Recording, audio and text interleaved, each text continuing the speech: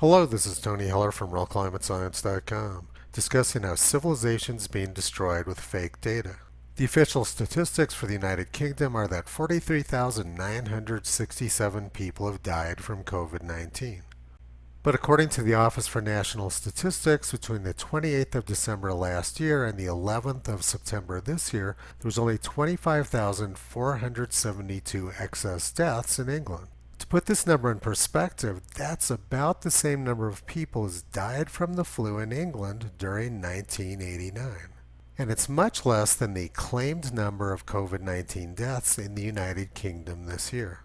The United Kingdom is more than just England, but the vast majority of the UK population is located in England. This number looks pretty suspect because it's so much larger than the number of excess deaths. Furthermore, the majority of the excess deaths were not due to COVID-19. They may well have been due to the lockdowns rather than the virus. It's pretty difficult to believe that this number is credible, but it's being used to justify all sorts of government tyranny. The mask mandate in the United Kingdom has been a complete disaster.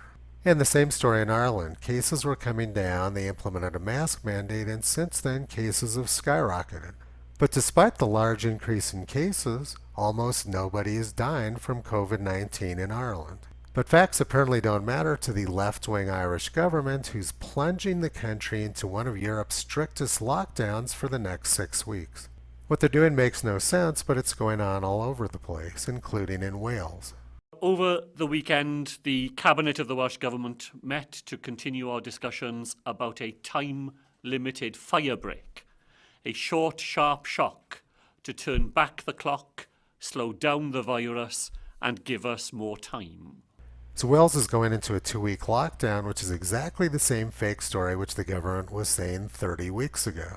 They'll repeat the same 2-week lockdown lie over and over again for as many times as they can get away with it. They have no plan, they have no clue, and they have no understanding of science. Sweden, on the other hand, did take a science-based approach with no lockdowns, no mask mandates, no border closures, and no descent into tyranny.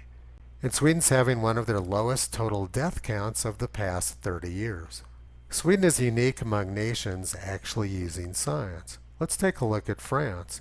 Since they implemented their mask mandate, cases have skyrocketed. A few weeks ago, Italy implemented an outdoor mask mandate. That really did the trick with skyrocketing cases.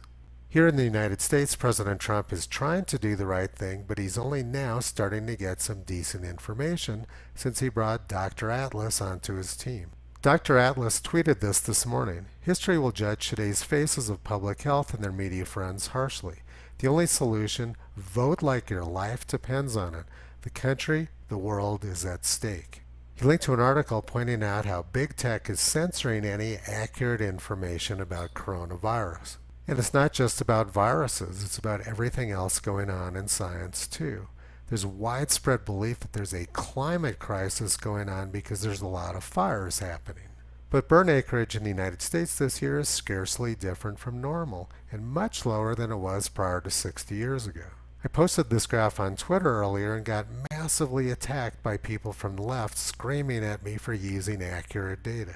The suppression of information and free speech by big tech is destroying our civilization.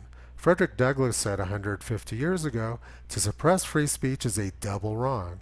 It violates the rights of the hearer as well as those of the speaker. It is just as criminal to rob a man of his right to speak and hear as it would be to rob him of his money. And that is the state of big tech, and that is the state of government and the press in the world today. Toto is bringing this information to as many people as possible. You can visit him and Kyrie on the web at realclimatescience.com.